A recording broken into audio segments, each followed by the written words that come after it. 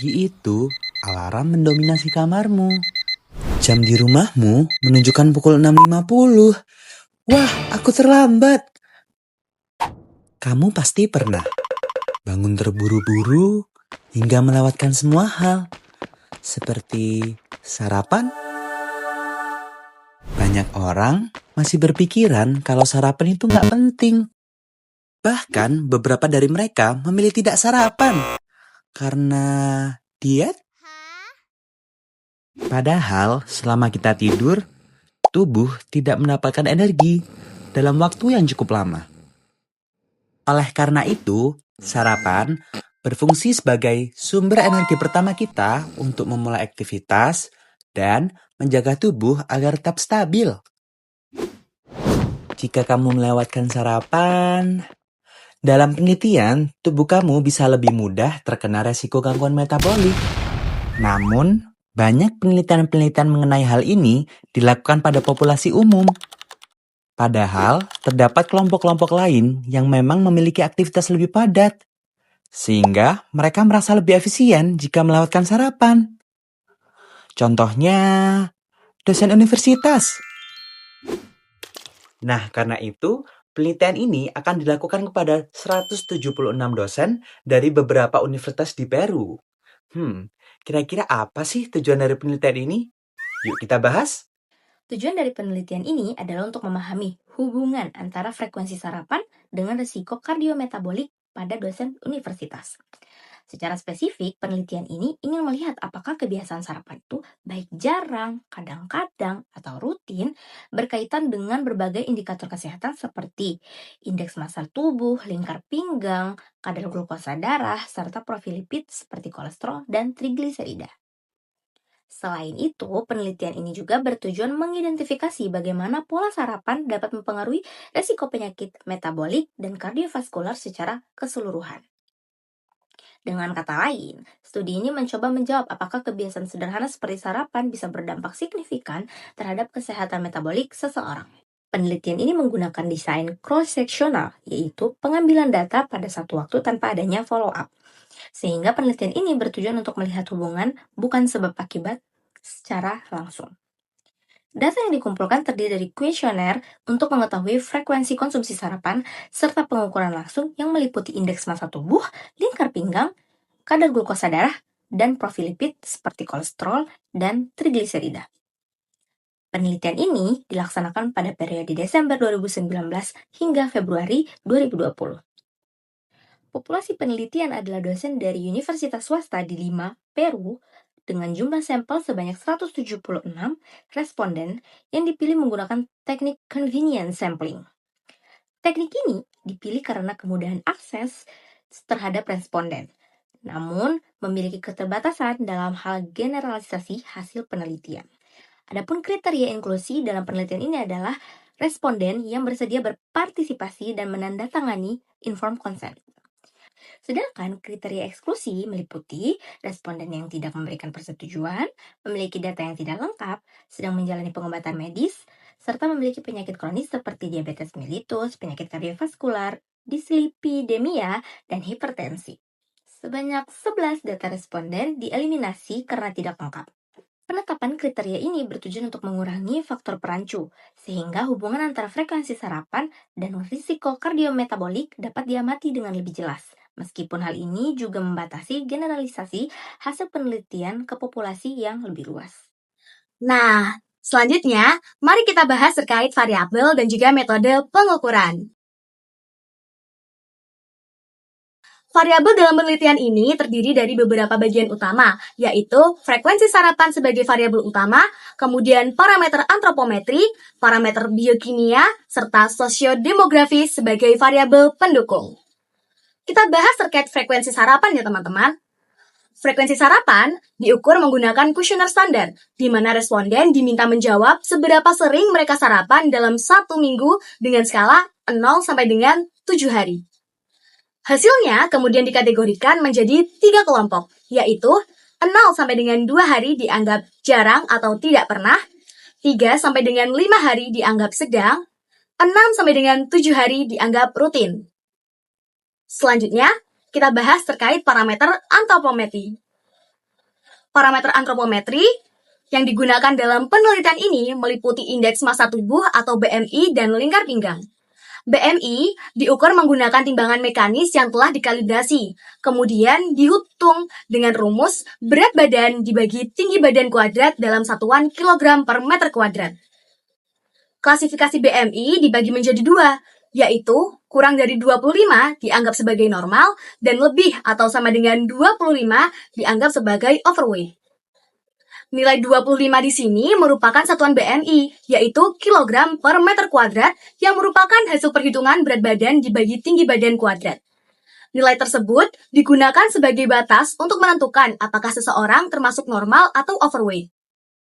Selain itu, lingkar pinggang diukur menggunakan pita ukur dengan kriteria resiko, yaitu lebih dari 94 cm pada pria dan lebih dari 80 cm pada wanita. Selanjutnya kita bahas terkait parameter biokimia. Parameter biokimia yang dianalisis dalam penelitian ini meliputi kadar LDL, HDL, trigliserida, dan glukosa darah.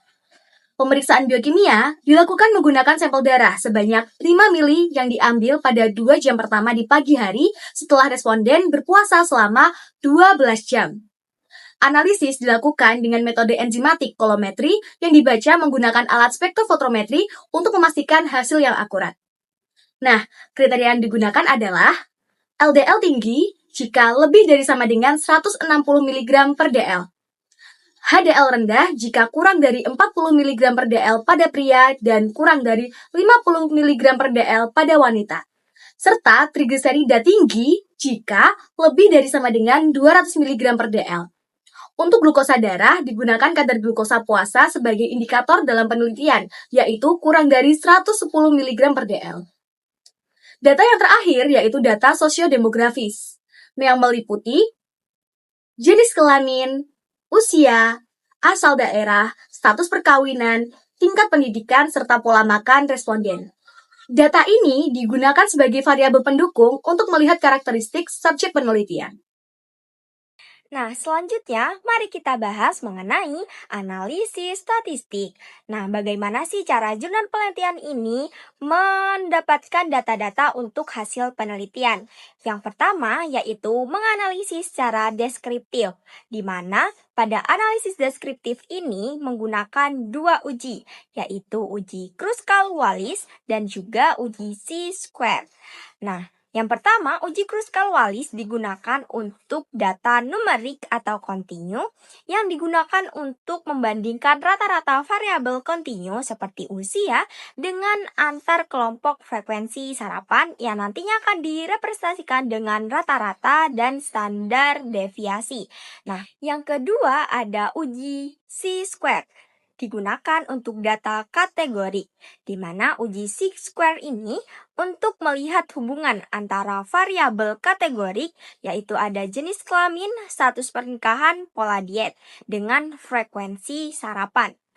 Nah, yang nantinya akan dipresentasikan pada tabel 1 di jurnal penelitian. Selanjutnya, menganalisis hubungan, di mana jurnal penelitian ini menggunakan regresi logistik multinomial yang digunakan untuk menganalisis hubungan antara frekuensi konsumsi sarapan lebih dari dua kategori dengan berbagai faktor, yaitu ada sosiodemografi dan gaya hidup, serta menghitung peluang, yaitu dengan menggunakan odds ratio. Selanjutnya, pengukuran resiko. Nah, pengukuran resiko ini menggunakan odds ratio, di mana hal ini membandingkan peluang atau odds kejadian, bukan resiko. Nah, meskipun mendekati resiko relatif jika sampel besar. Nah, 95% confidence dari interval. Selanjutnya ada variabel kontrol, di mana pada penelitian ini model dikontrol terhadap usia, jenis kelamin, tempat asal, status perkawinan, tingkat pendidikan, pola makan, dan indeks massa tubuh. Kemudian ada tingkat signifikasi di mana P kurang dari 0,05, yang artinya signifikan secara statistik. Nah, untuk jurnal penelitian ini menggunakan software analisis yaitu SPSS versi 25. Selanjutnya, mari kita bahas mengenai karakteristik responden, di mana responden berjumlah 176 orang, yang dimana memiliki karakteristik usia rata-ratanya adalah 37 plus minus 0,8 tahun, dan jenis kelamin yaitu perempuan berjumlah 112 yaitu 63,6%, dan laki-laki berjumlah 64 di mana berjumlah 36,4%.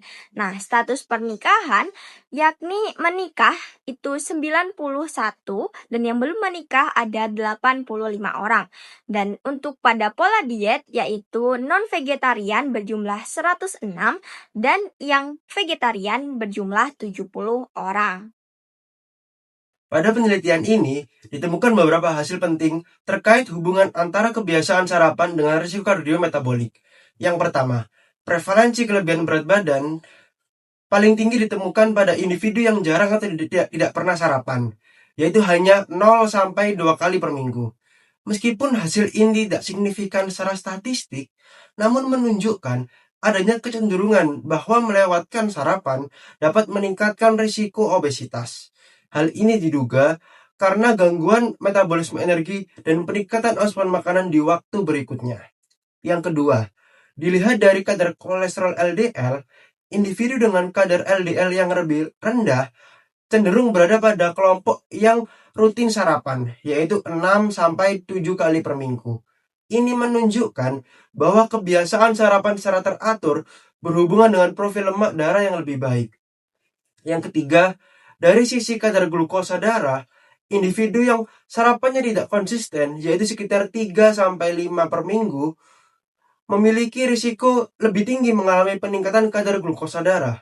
Hal ini menunjukkan bahwa frekuensi sarapan juga berperan dalam menjaga kontrol gula darah. Secara keseluruhan, hasil penelitian ini menegaskan bahwa kebiasaan sarapan secara rutin memiliki peran penting dalam menjaga kesehatan metabolik, termasuk berat badan, kadar kolesterol, dan kadar gula darah.